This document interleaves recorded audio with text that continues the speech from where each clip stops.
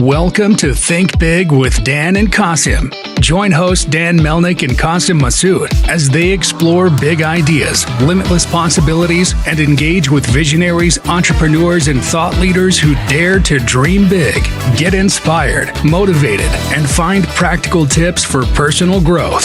Think big, dream bigger, and ignite your potential.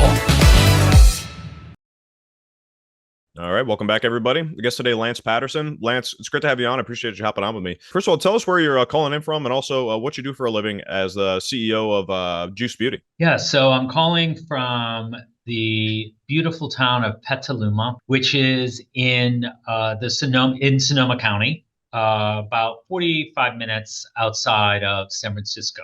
And I am the CEO of the brand Juice Beauty. Awesome. So how did you get involved with this company? I know you were not one of the original founders of the brand. I know we talked about that a little bit, but how did you get involved with all the people at this company and eventually make your way to being the CEO there? Yeah, so funny enough, I'm pretty new. I met the founder, Karen, last summer, and we were just talking about opportunities and different marketing strategies.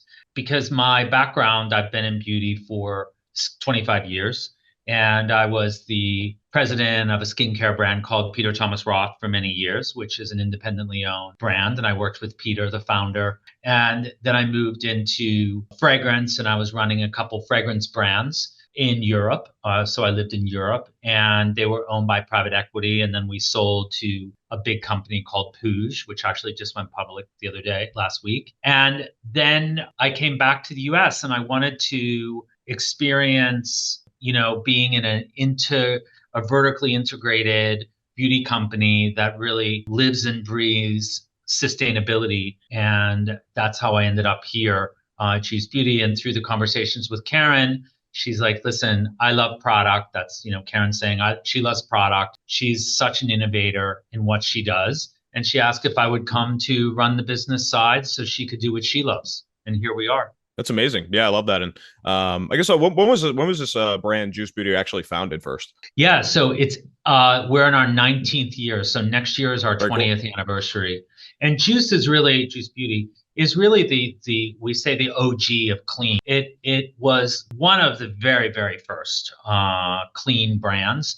And when we mean clean, we really go beyond clean. We have a list of over 10,000 ingredients that we call the ditched list or the junk list that we won't even touch in our products. And we really work hard to be fully sustainable as a company.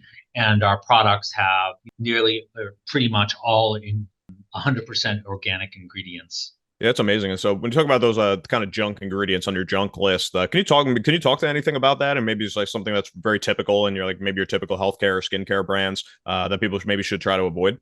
Yeah, so I think, there are a lot of well-known ingredients, whether they're, cancer-causing agents that fall under Prop 65 in California, or carcinogens, microplastics.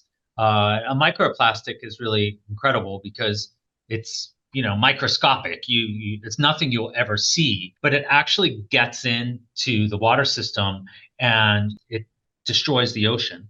And we use PCR plastics, as far as recyclable plastics, and we use sustainable paper.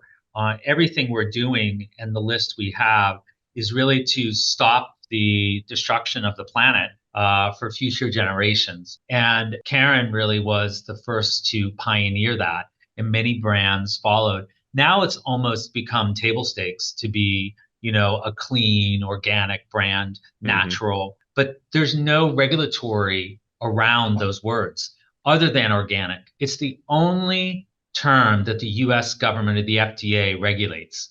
So you have to be very, very careful. So we don't say we're organic skincare because we have 5 products that fall under the USDA.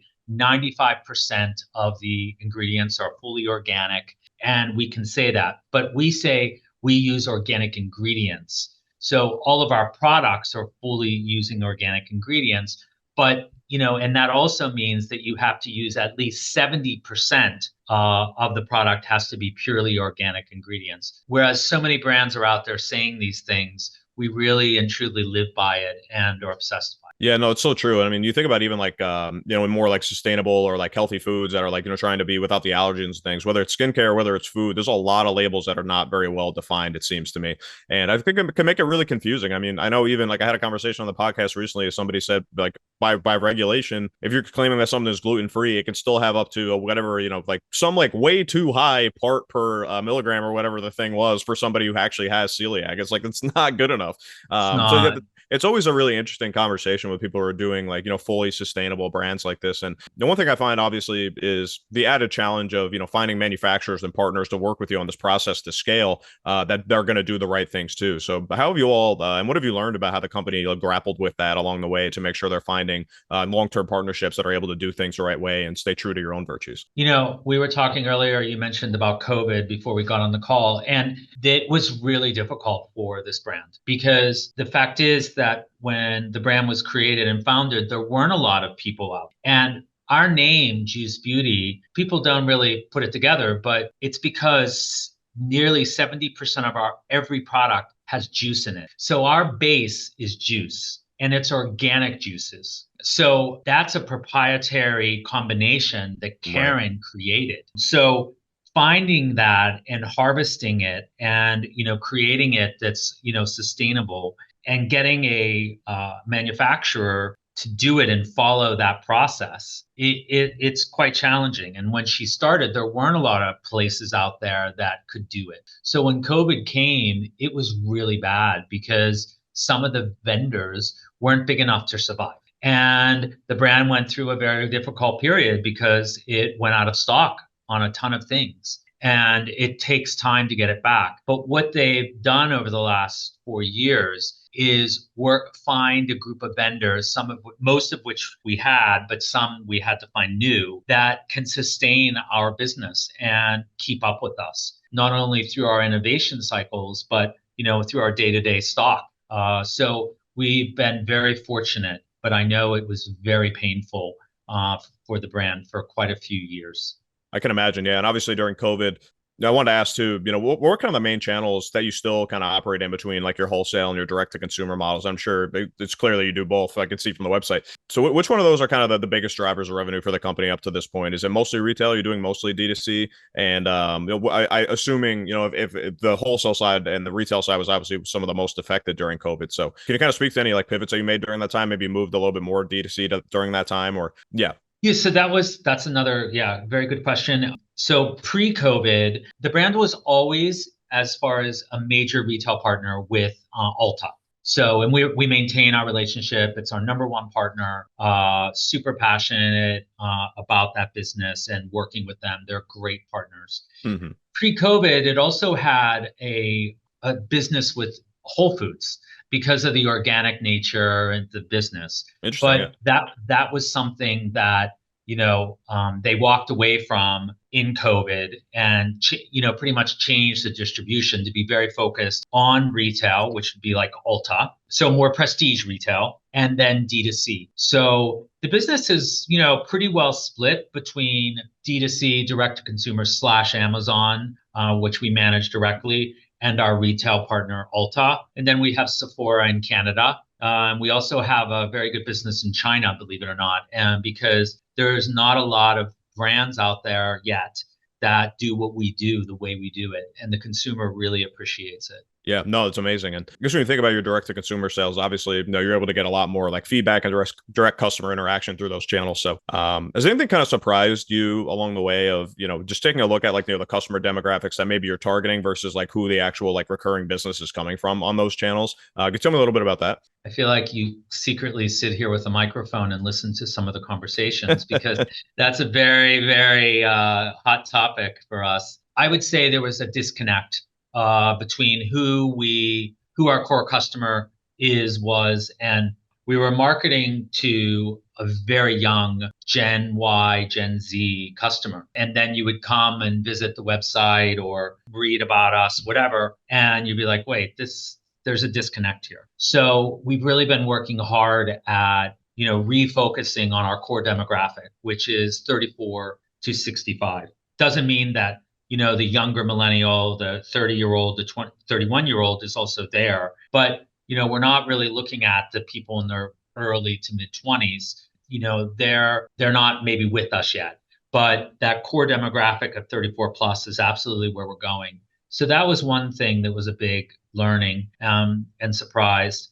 And the other was that, funny enough, when people, we did a lot of research on what matters to people. And, everyone's talking about sustainability, but it's not a hottest topic when it comes to actually buying products as you would think, because, it's a top of mind conversation. But when it comes down to it, there's a real disconnect between efficacy, the effectiveness of the product, and the ingredients.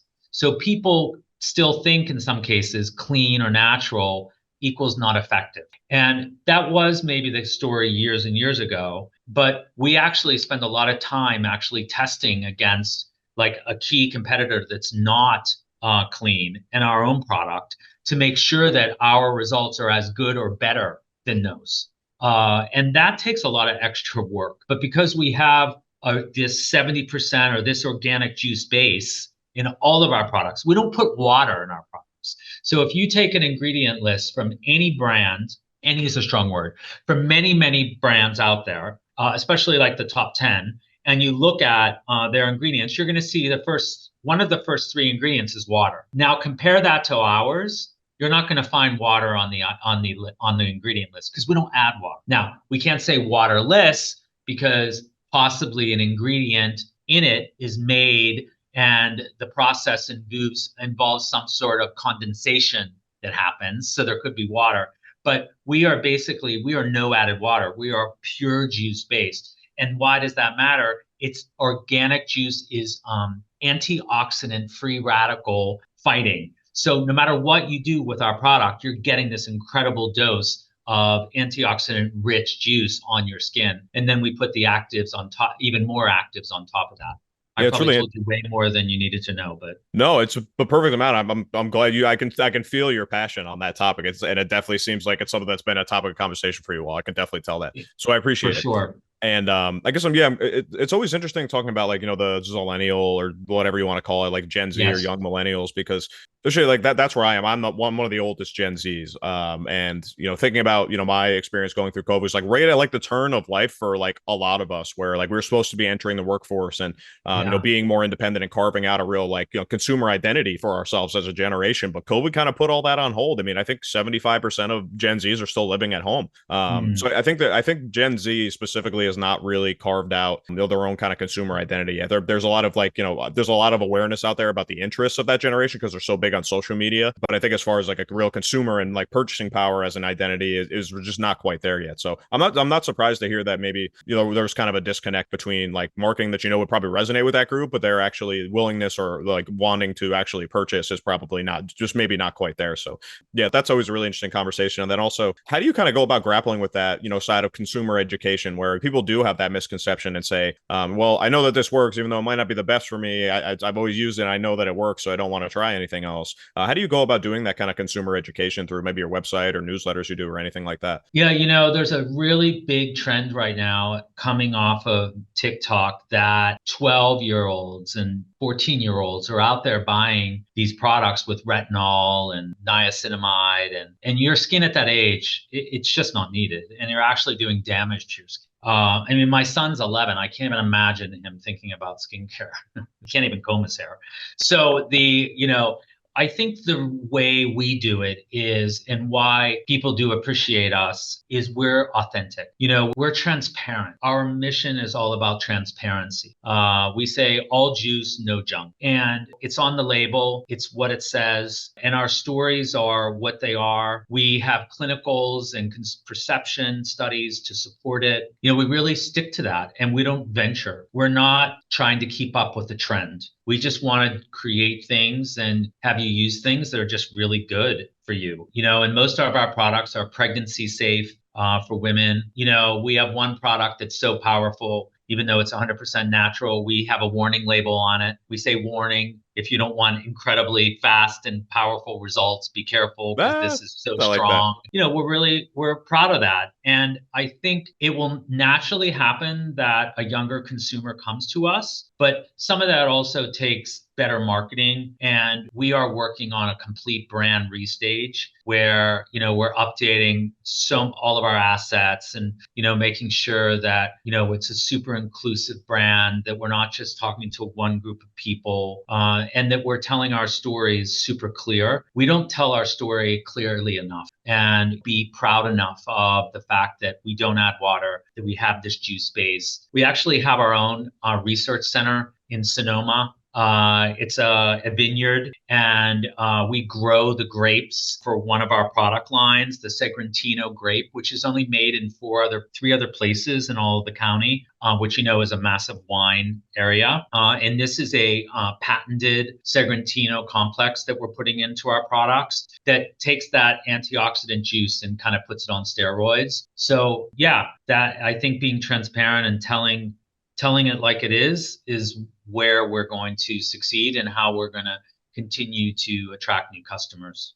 Yeah, I can definitely see that. And I mean, you're not following the trends insofar as, you've been doing it this way for 20 years. The trend is kind of catching up with you all. They're doing it for, It's the true. past 20 years, right? So, no, that definitely makes sense. And that kind of poses another question to me, which is a conversation I always love to have because it's definitely not something that is talked about enough, I think, in younger entrepreneurs, and younger, I don't mean age, like in maybe like newer in a capital venture. I don't think it's talked about enough, which is protections on your IP. Like you just meant, like it's a patented technology that you're using, not novel idea that you're trying to protect. And on the website, I can see there's a lot of SKUs, which is awesome. But like, how do you kind of grapple with, protecting the IP of all those things? And now that you're going through a rebrand that's going to affect all those things, how do you kind of stay ahead of the curve with, some of those protections so you're not getting like maybe ripped off in your ingredients or your things that way?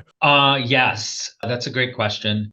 Karen, the founder, is obsessed in a good way with ensuring our IP, our trademark. And, It's good. You need that. Yeah. Very, very careful, on our formulas and the vendors and who's making it. And, our Segrantino complex, you actually have to buy it from us. We won't let you produce it. And it is patented, but, we want to make sure. So we actually harvest the grapes as anyone does in the fall, and they create the complex, and then it's stored and frozen and making sure that it stays at the levels that it should be. And the same with our juice. While the juice is made by a different person for us, it's strictly controlled by us. And any of the patents we have, we stay on top of them. And one of them, for example, is up for renewal. And we're already working on an innovation to keep the patent and get it renewed. So it's something we're really cautious about and making sure that we're not copied directly anyway.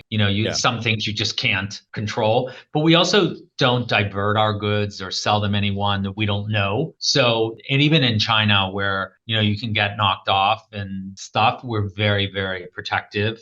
Work with one of the biggest companies in China and beauty to make sure that it stays authentically ours and that it's not, taken and used or duplicated. Yeah, no, it's so important. I mean, even just in a general sense, to just like be thinking about these things like well before they come about, which is your trademarks and your patents and your patent renewals. Hopefully, if you've been in business long enough, you will be doing patent renewals. So yeah, no, it's just something I always love to mention when the conversation goes that way because it's just so important. I've heard unfortunately just horror stories of people making like really awesome novel ideas that aren't super complicated, but they are very novel ideas, and that's why they become really popular because it's one of those products where everybody says like, why didn't I think of that? And then when you do think of it, if it's not protected, now everybody else is thinking about it, and everybody else is going to be selling it too, right? So, no, it's just really important. It's something I just always like to highlight when it comes up because it's just something that can fly under the radar, or kind of get swept under the rug sometimes. But it's just one of the most important things as you move forward, especially as you scale. So, I appreciate your insight on that. And I guess one thing I always like to ask everybody, this is definitely a question definitely more geared towards founders, but I think in your situation, I think the answer might still be very illuminating. So I know you